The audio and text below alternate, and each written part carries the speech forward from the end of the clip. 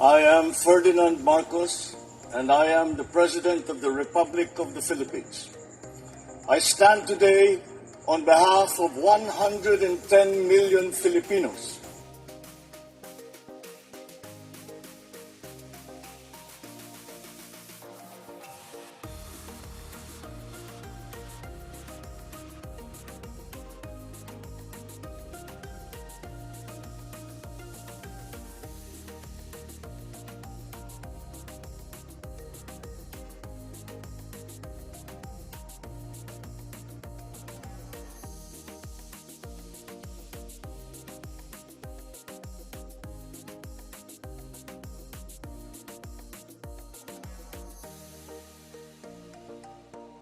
Oh, nakita nyo yan mga kababayan. Grabe no, nakaka-touch.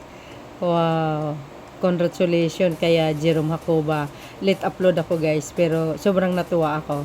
At salamat din sa Pangulong Marcos Jr. na talagang binigyan niya ng kahalagahan itong mga disabilities na ating mga kasundaluan na talagang ibinuhis ang buhay, no? Sa pagkikipaglaban para sa ating bansa. Sobrang nakaka-overwhelm talaga.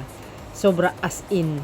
Talagang na-amaze ako sa ginawa ni Pangulong Marcos Jr. Siya lang po ang nakakagawa niyan. Oh, ngayon, balik trabaho guys. Supposed to be tapos na ang kanyang trabaho dahil nga I think 15 years, correct me if I'm wrong. Nagpaalam siya sa isang video, nakita ng Pangulo, naawa, grabe. Dahil sila po ay, pwede pa naman sila makapagtrabaho dahil sila po ay bata pa, no? So, hindi naman sila makipag sabak sa gira dahil sa kanilang kapansanan. Ngunit, sila po ay bibigyan ng trabaho sa ibang kaparaanan. Wow, galing no? Sabi nga dito guys, tingnan nyo.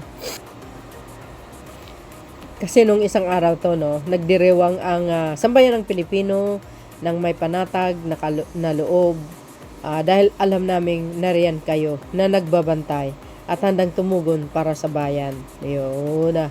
Once again, may snappist salute to all of the defenders of the Republic.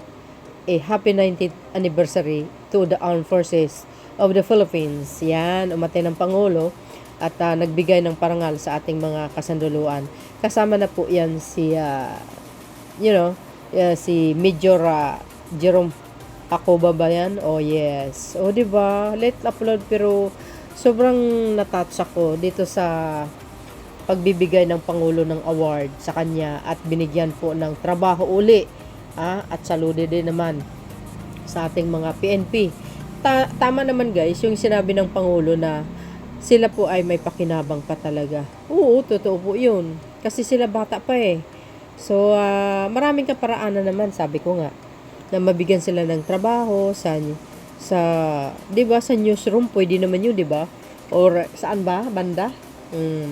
Marami no? So, marami pang maitutulong ang mga 'yan. Kaya yan ay, 'di ba, guys, ito ay nagiging kumbaga nawala ang kanyang paningin sa panahon pa ng nakarang administrasyon dahil sa pagkikipaglaban. Correct me if I'm wrong, mga kababayan, So, sobrang nakakatuwa. Sabi, ito pa yung mga highlights. Nakita nyo naman siguro yung video guys. Wow! Nagdiriwang sila ng 19th anniversary.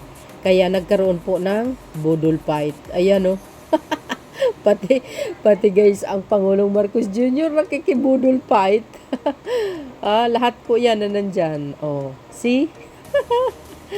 Social, Shout out sa mga Marcos Lily supporters, Filipino and OFW. Naku, mga best, busy ako. Merry Christmas sa inyo. Kumusta po kayo? Yan, after Christmas, balik na naman tayo sa patuloy na pag-uploads ng mga magagandang programa ng Marcos administration. Siyempre, hindi po nawawala po yan. No? Ayan, Ayan, silang lahat. Merry Christmas again sa lahat ng Marcos loyalists, supporters, Filipino and OFW. Ayan, namamasko po. Naks naman, daming handa, mga best. Hindi, in-upload ko lang ito guys kasi natutuwa ako, na overwhelm ako. Kasi pinapakita dito kasi kung gaano kamalasakit ang Pangulong Marcos Jr. sa sandatahang lakas. Lalo na po sa may mga kapansanan na talagang binigyan niya ng halaga. Wala kang makikitang klaseng ganitong Pangulo kung di si PBBM lang. Dahil ito guys, may pusong mamunito, may pusong maunawain, as in. Oo, si PBBM kasi, sa nakikita ko.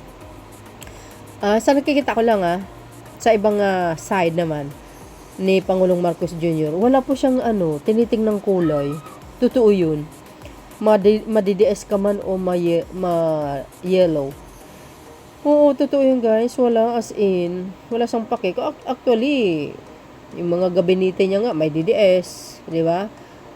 Mayroong mga dilaw. Well, I think hindi naman talaga sila panatiko sa kanilang mga amo before. Like DDS.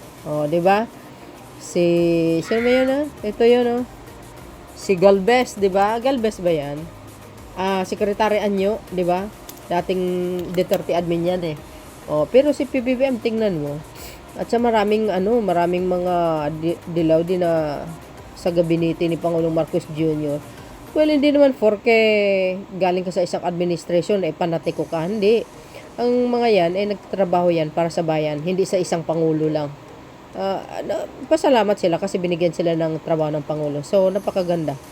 So, yan mga bes, ang aking pinaka-latest updates. Thank you guys for watching. See you again on my next upload. Bye bye bye and baboos. God bless Philippines.